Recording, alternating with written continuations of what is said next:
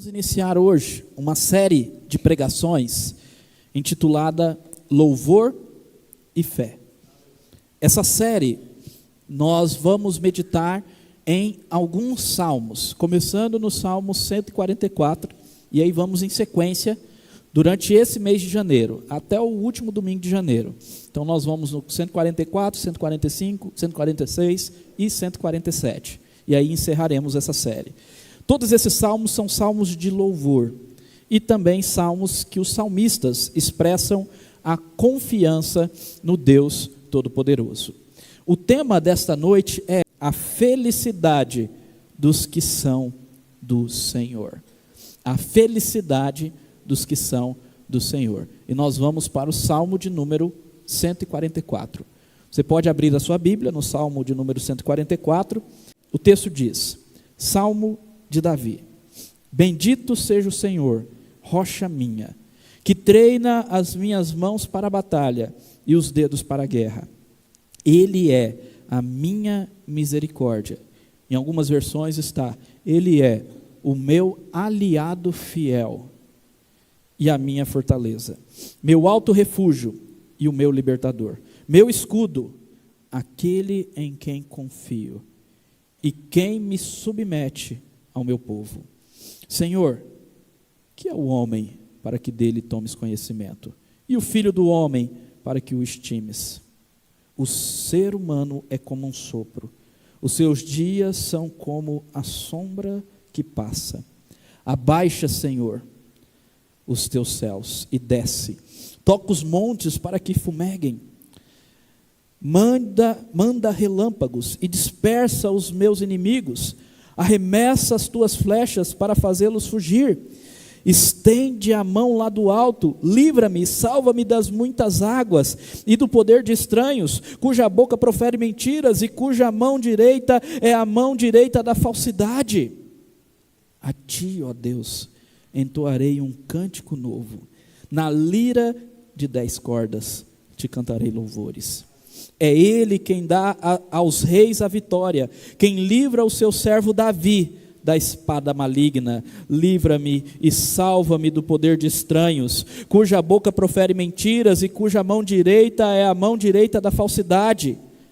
Que os nossos filhos sejam, na sua mocidade, como plantas viçosas, e que as nossas filhas sejam como colunas esculpidas para um palácio, que os nossos celeiros transbordem cheios de todo tipo de provisões, que os nossos rebanhos produzam a milhares e a dezenas de milhares em nossos campos, que o nosso gado seja fértil e as vacas não percam as suas crias, não haja gritos de lamento em nossas praças.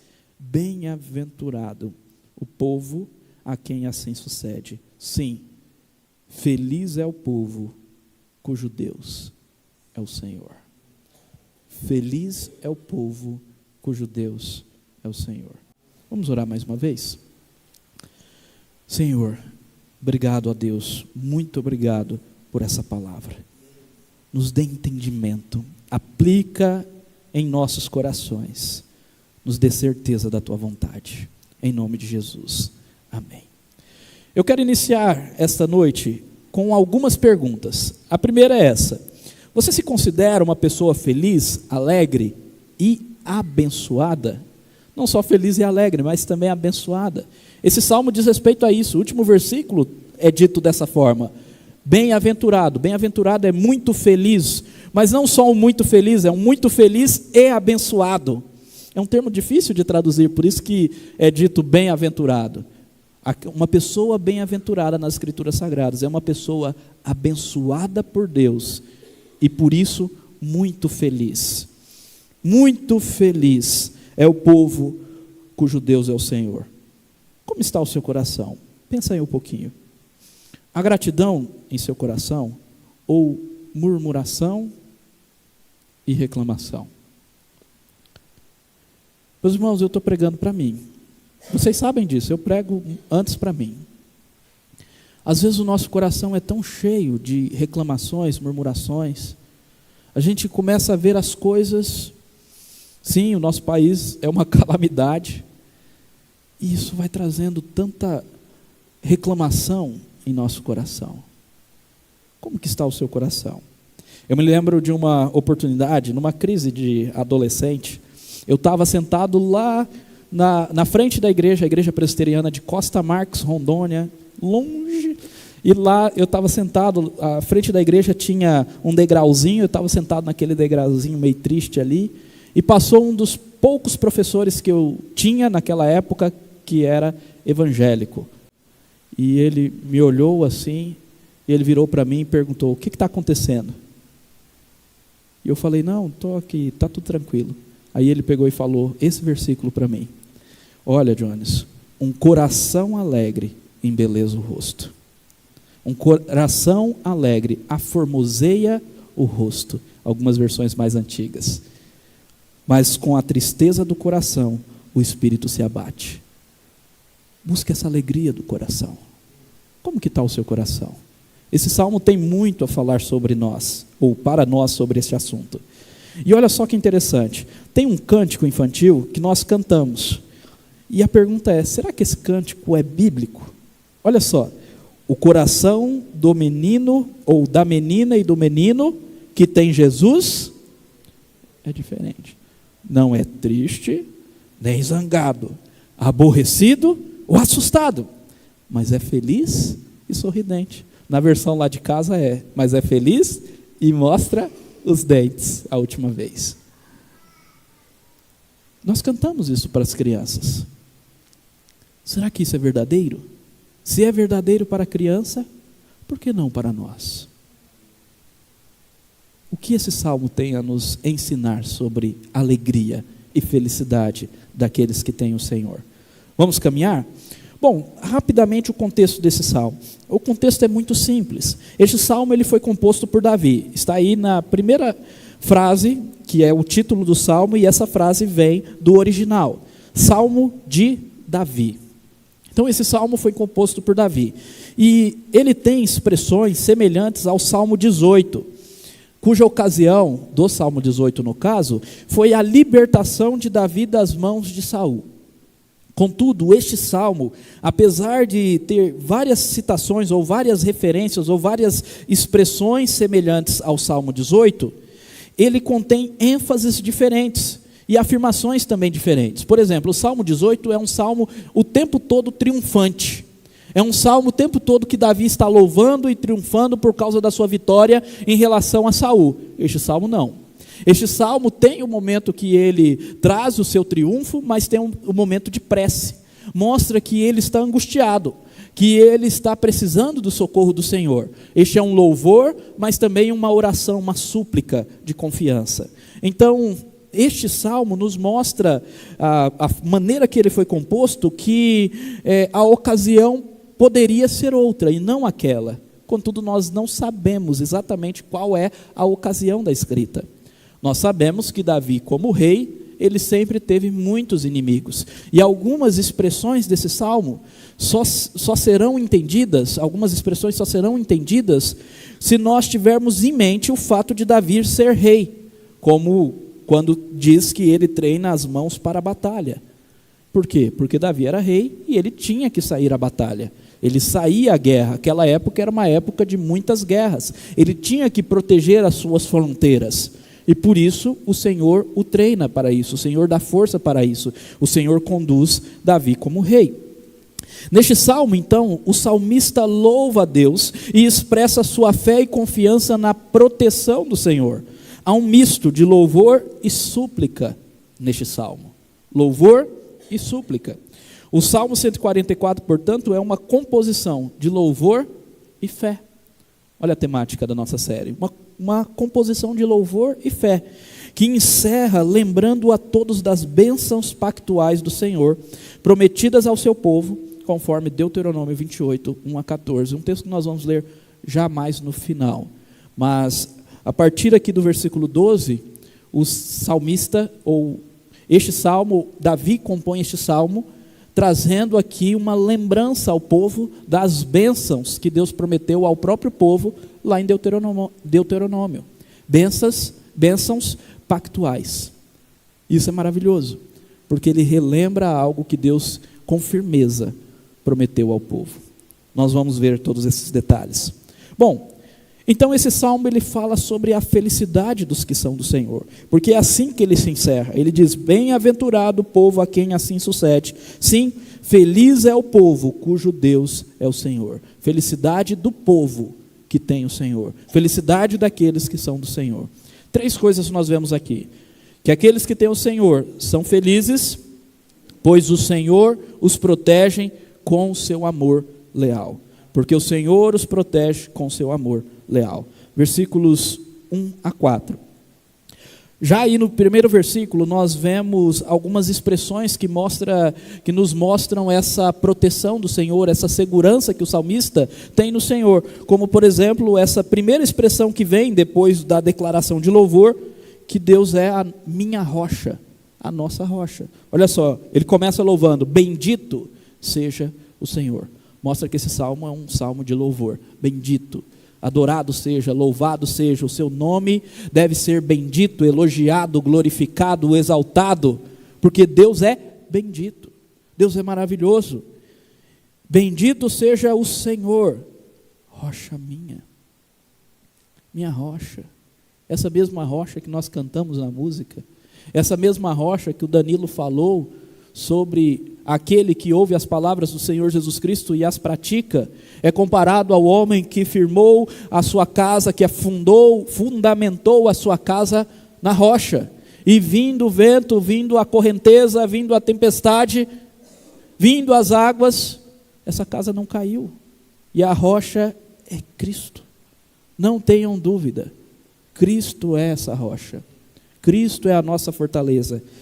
É isso que tem, minha rocha. E o salmista ele vai falar dessa segurança e dessa proteção até nas batalhas, que treina as minhas mãos para a batalha e os dedos para a guerra. Eu já expliquei isso, expressão que nos é esclarecido pelo fato de Davi ser rei e dele realmente ter que sair à batalha.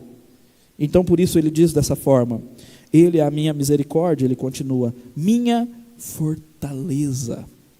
Fortaleza, uma estrutura gigantesca. Tem mais uma coisa assim, culturalmente, que é bem legal. Costa Marques, a cidade que eu morei na minha adolescência, fica a 28 quilômetros da cidade, ainda assim dentro do município. Lá nós temos a fortaleza maior do Brasil. A maior fortaleza do Brasil está em Rondônia. Ninguém sabe porque está em Rondônia, mas está lá.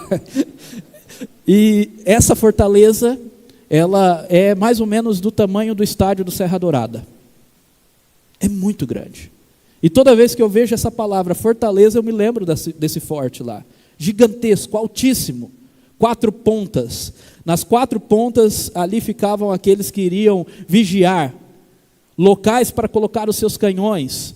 A porta alta para que os inimigos não viessem e entrassem na fortaleza. Pedras gigantescas. Isso é uma fortaleza. Está lá, uma fortaleza de 200 e poucos anos, quase 300 anos. Jesus Cristo é a nossa fortaleza. É o lugar onde nós podemos adentrar e nos refugiar. Pense em algo gigantesco assim. Isso é uma fortaleza. Alto refúgio. O texto continua dizendo, olha só: alto refúgio, meu libertador, meu escudo, aquele em quem confio e quem me submete ao meu povo. Todas as expressões que mostram segurança, proteção. Vivemos dias violentos, vivemos dias difíceis, e nós precisamos crer naquele que é o nosso refúgio, naquele que é a nossa segurança, naquele que nos protege, naquele que não dorme, que não dormita, no guarda de Israel, no guarda do seu povo, no nosso Deus. Por quê? Porque como o salmista nos diz, ele é a nossa misericórdia. Ele diz, ele é a minha misericórdia. E aqui é um detalhe interessante nessa expressão. Sempre na nossa versão, na NAA, a expressão hebraico aqui é traduzida por misericórdia. Mas literalmente, se fosse traduzir a palavra de maneira literal, aqui aparece a palavra amor leal. É a mesma palavra que aparece lá no Salmo 130. Deus, ele nos ama com amor leal.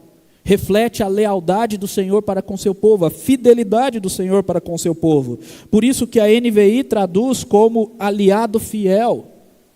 Está nos lembrando que nós podemos confiar na sua proteção, porque Ele nos ama, o seu amor é leal, a sua misericórdia é fiel, Ele é o nosso aliado, Deus é por nós, não contra nós. Nós lemos isso, se Deus é por nós, quem será contra nós? Por isso nós podemos confiar, Ele nos ama, e lealdade para Deus é uma coisa séria, vai até o fim. Olha só o que o salmista continua dizendo, versículo 3 e 4, ele fica abismado, espantado, diante desse amor leal, e ele pergunta: Senhor, o que é o homem, para que dele tomes conhecimento, e o filho do homem para que o estimes, dê valor, se importe, considere. O que é o homem? O ser humano é como um sopro, os seus dias são como a sombra que passa. Nós somos sombra, nós somos sopro, nós somos pecadores, nós somos pó, mas ainda assim Deus se importa conosco. Isso é maravilhoso.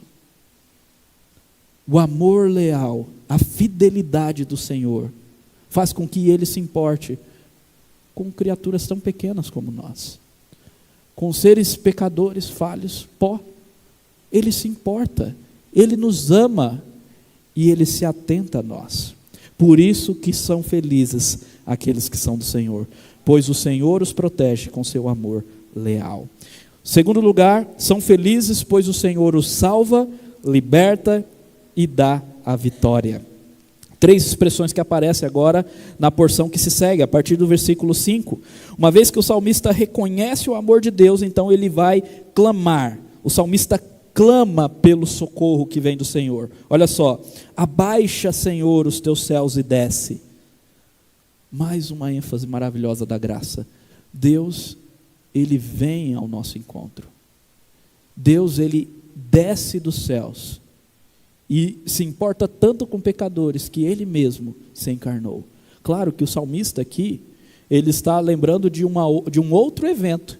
Ele está lembrando do evento lá no Monte Sinai, quando Deus veio e falou ao povo, quando o Monte Sinai fumegou, trovões, relâmpagos, e Deus falou ao povo, ele está lembrando disso, mas ele aponta para outra coisa. Lembrando de um evento passado, ele aponta para um evento futuro, um evento que já aconteceu no nosso tempo, a vinda do Senhor. Abaixa, Senhor, os teus céus, vem ao meu favor. Toca os montes para que fumeguem. Lembrem, o monte fumegando, Monte Sinai. Toca os montes para que fumeguem. Manda relâmpagos e dispersa os meus inimigos. Arremessa as tuas flechas para fazê-los fugir. Estenda a mão lá do alto. Livra-me, salva-me. Deus nos salva, Deus nos livra das muitas águas e do poder do estranho. As águas, mais uma vez, um fator cultural aqui, um fator geográfico, porque parte de Israel estava dentro de um deserto, e neste deserto, quando chovia, chuvas caudalosas, descia um rio, torrentes, carregando tudo, levando qualquer viajante que, sem saber, deitasse ali onde era o leito daquelas torrentes. E aí o salmista diz: me livra das águas. Ele está lembrando disso, do socorro e da proteção do Senhor, até em meio ao deserto, até em meio às coisas naturais. Mas o salmista estava angustiado não somente por essas coisas, ele estava angustiado por causa de inimigos que proferiam mentiras, que falavam falsidade contra ele. E ele continua dizendo: me livra do poder de estranhos, cuja boca profere mentiras, e cuja mão direita é a mão direita da falsidade. No versículo 11 ele fala a mesma coisa: livra-me, salva-me do poder de estranhos, cuja boca profere mentiras e cuja mão direita é a mão de falsidade. O salmista, ele estava sendo perseguido, sendo difamado, estrangeiros ou pessoas estranhas estavam proferindo mentiras contra ele. E meus irmãos, de igual forma nós somos assim também. Claro, talvez não como o salmista Davi, num povo que guerreia contra nós, mas nós temos pessoas que se levantam contra nós, falando mentiras, falando falsidade, e temos também ideologias, um povo que se levanta contra nós cristãos, dizendo eles que eles têm o verdadeiro amor e que nós, na verdade, não amamos de fato. Mentiras, falsidades. E o salmista diz: me livra deles, me livra do que profere mentiras, me livra do que é fofoqueiro, do que conta falsidade, me livra, me protege destes. Ele clama ao Senhor pelo socorro, mas no meio desse clamor, ele declara o seu desejo de louvar ao Senhor com um cântico novo. Isso é muito bonito neste salmo. Ele diz no versículo 9: a ti, ó Deus, entoarei um cântico novo, na lira de 10 cordas te cantarei louvores. Está aí, Wade, tem que aprender a tocar lira de 10 cordas para tocar o novo cântico. No violão te cantarei um novo cântico, louvores. Ele expressa o seu desejo de louvá-lo. E essa expressão novo cântico é tão significativa, porque traz a ideia que é um motivo novo de gratidão. Sempre cantar um novo cântico, porque os motivos de gratidão mudam, porque Deus sempre nos dá um motivo novo de gratidão. Por isso o cântico é novo. Isso é maravilhoso. Eu cantarei um novo cântico. E ele diz no versículo 10, Ele, é o nosso Deus, quem dá aos reis a vitória, quem livra o seu servo Davi da espada maligna. Deus dá a vitória ao rei. E nós sempre precisamos lembrar que Davi sempre aponta para Cristo, para o grande rei, o rei com R maiúsculo. O rei com R maiúsculo não é Davi. Se Deus dá a vitória a Davi, quem dirá ao rei com R maiúsculo? Esse já venceu, nós lemos que ele já venceu e nele nós já somos vitoriosos.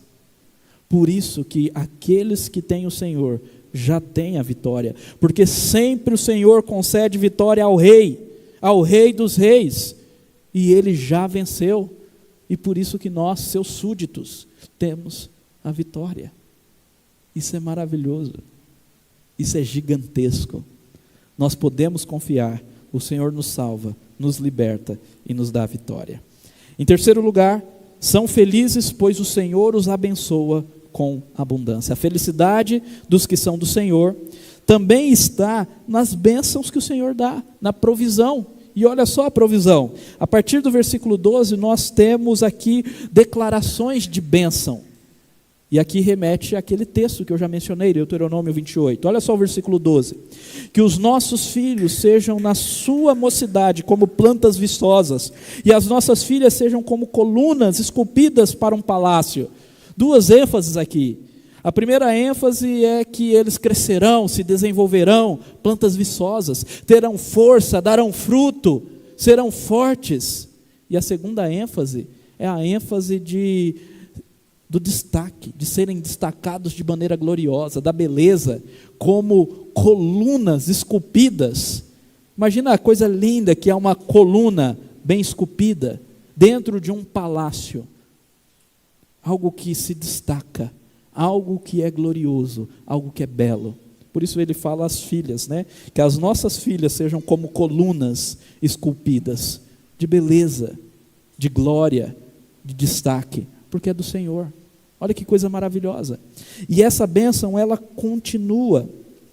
Por exemplo, aí no versículo 13, fala sobre a provisão, que os nossos celeiros transbordem os nossos celeiros cheios de todo tipo de provisões.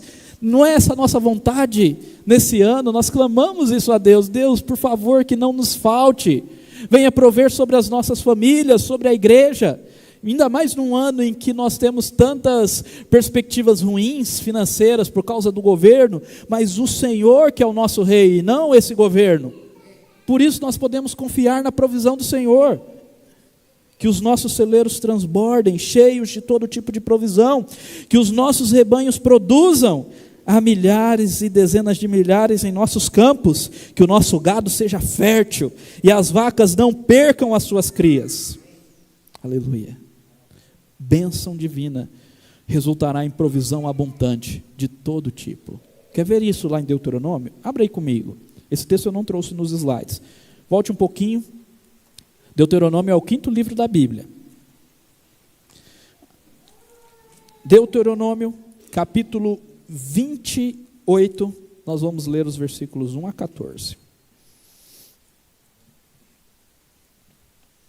Olha que texto lindo. Agora também, olha a exortação desse texto. A mesma que Jesus faz. Se vocês ouvirem as minhas palavras e obedecerem, tudo vai dar certo. Agora, se entra num ouvido e sai no outro, não tem como. Se vocês ouvirem atentamente a voz do Senhor, seu Deus, tendo cuidado de guardar todos os seus mandamentos que hoje lhes ordeno, o Senhor, seu Deus, exaltará vocês sobre todas as nações da terra. Se ouvirem a voz do Senhor, seu Deus, sobre vocês virão e os alcançarão todas essas bênçãos. Benditos serão vocês na cidade, benditos serão vocês no campo. Bendito será o fruto do seu ventre, o fruto da sua terra, o fruto dos seus animais, e benditas serão as crias das suas vacas e ovelhas. Bendito será o seu cesto de cereal, e bendita será a sua amassadeira de pão. Benditos serão vocês ao entrar, e benditos serão ao sair. O Senhor fará com que os inimigos que se levantarem contra vocês serão derrotados.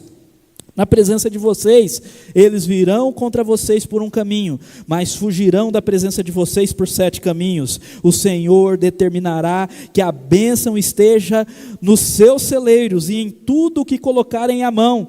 Ele os abençoará na terra que o Senhor, seu Deus, lhes dá. O Senhor os constituirá para si um povo santo, como prometeu com juramento, se guardarem os mandamentos do Senhor, seu Deus, e andarem nos seus caminhos, e todos os povos da terra verão que vocês são chamados pelo nome do Senhor, e terão medo de vocês, e o Senhor lhes dará abundância de bens no fruto de seu ventre, no fruto dos seus animais e no fruto do seu solo, na terra que o Senhor prometeu dar a vocês sobre juramento aos seus pais. O Senhor lhes abrirá o seu bom tesouro, o céu, para dar chuva à terra no tempo certo e para abençoar todo o trabalho das suas mãos. Vocês emprestarão a muitas nações, porém não tomarão emprestado. O Senhor os porá por cabeça e não por cauda, e só estarão em cima e não embaixo, se obedecerem os mandamentos do Senhor seu Deus, que hoje lhes ordeno para guardar e cumprir, para os guardar e cumprir. Não se desviem de todas as palavras que hoje lhes ordeno, nem para a direita, nem para a esquerda, seguindo outros deuses para os servir. É isso que o salmista está lembrando. Essa bênção pactual ao povo de Deus. Aqueles que buscam o Senhor, aqueles que se colocam diante do Senhor, o Senhor os abençoa. Claro, meus irmãos, claro que nós não estamos isentos de passar dificuldades nessa vida. Por quê? Porque Cristo também sofreu. Mas lembrem-se sempre que o nosso tesouro não está apenas aqui. O nosso tesouro transcende tempo e espaço, transcende essa nossa época. O nosso tesouro, ele vai muito além, ele adentra a eternidade, ele adentra os céus. E essa provisão Jesus já fez por nós. Nós já temos a vida eterna. Por isso, o texto continua dizendo que não haverá gritos, não haja gritos de lamento em nossas praças. Não haverá lamento, mas alegria e felicidade que vem de Deus.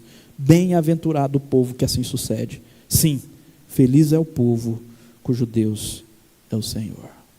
Alegria e felicidade. Amém? Eu quero concluir trazendo essa última ênfase. São felizes, pois têm o Senhor. São felizes sim, por causa das bênçãos, da provisão, da segurança, mas antes de tudo, porque tem o Senhor. Eu sempre cito aqui para os irmãos, mas eu nunca trouxe a resposta a essa pergunta completa aqui para os irmãos. Eu sempre cito essa primeira pergunta do Catecismo de Heidelberg. Qual é o seu único consolo na vida e na morte? Qual a sua única esperança na vida e na morte? E olha que resposta interessante. O meu único consolo, ou a minha única esperança é que não pertenço a mim mesmo, mas pertenço de corpo e alma, tanto na vida quanto na morte, ao meu fiel, aliado fiel, amigo leal, Salvador Jesus Cristo. Ele pagou completamente todos os meus pecados com o seu sangue precioso e me libertou de todo o domínio do diabo, inclusive do domínio da tristeza e da insatisfação. Todo o domínio do diabo. Ele também me guarda, uma expressão do Salmo, de tal maneira que sem a vontade do meu Pai Celeste, nenhum fio da minha cabeça pode cair, nenhum fio de cabelo pode cair da minha cabeça. Na verdade, todas as coisas cooperam para a minha salvação. Lemos isso. Todas as coisas cooperam para o bem daqueles que amam a Deus. Por isso, pelo seu Espírito Santo, Ele também me assegura a vida eterna e me faz disposto e pronto, de coração, para viver para Ele, de agora em diante. Disposição. Tudo o que nós fazemos é gratidão. Nós começamos a estudar algumas verdades da Bíblia, hoje pela manhã, Paula, Tamires, eu, e uma das verdades que nós vimos foi essa, que é gratidão. Tudo que o cristão genuíno e verdadeiro faz a Deus é gratidão. É gratidão. E se entendemos o tamanho daquilo que nós recebemos, a gratidão ela é infinita. É infinita. Porque a salvação é infinita. O preço foi o sangue do Criador. Que coisa maravilhosa. Então Ele faz disposto e pronto o coração para viver para Ele, de agora em diante. Amém? 4 aplicações aqui para a gente encerrar. Primeiro, louve e agradeça a Deus por sua proteção, por seu livramento, por suas bênçãos e por seu amor leal. Vamos ter um ano de mais louvor. Louve. Cante louvores, coloque louvores, agradeça, faça orações de gratidão. Louve. Mas também confie no seu Deus e tenha fé em sua proteção, em seu livramento, em sua provisão e na sua misericórdia e fidelidade. Ele é misericordioso, o seu amor é leal, Ele é fiel, Ele nos ama. Confie no Senhor, tenha fé, mesmo que você esteja passando por dificuldade. Quero contar uma coisa para os irmãos. Mais ou menos em outubro do ano passado, eu fui ao médico por causa de uma verruga. E a primeira médica que eu fui falou que era câncer e que eu precisava fazer uma biópsia. No mesmo dia, no estacionamento do médico, um rapaz bateu no meu carro. E eu fiquei entristecido, extremamente preocupado. Apesar de falar que talvez seria algo pequeno, mas o coração se abalou. Eu comecei a orar. Contei para poucas pessoas, inclusive nunca contei para a igreja. Passou o tempo, fizemos a biópsia. Fizemos a biópsia. E graças a Deus, em dezembro eu tive o resultado, que não era um tumor maligno, era apenas algo que veio por causa de uma infecção viral. Eu louvei a Deus. Eu louvei porque, mesmo diante de algo que parecia ser simples, meu coração ficou desesperado. Mas o Senhor cuidou. O Senhor, até o final, até esse resultado, deu paz. Eu continuei aqui pregando aos irmãos, falando dessa fé e dessa confiança, e veio um resultado benigno. Mas eu fiquei pensando nisso, e se viesse um resultado maligno? Como que seria? De igual forma, meus irmãos, a nossa confiança deve continuar firme no Senhor.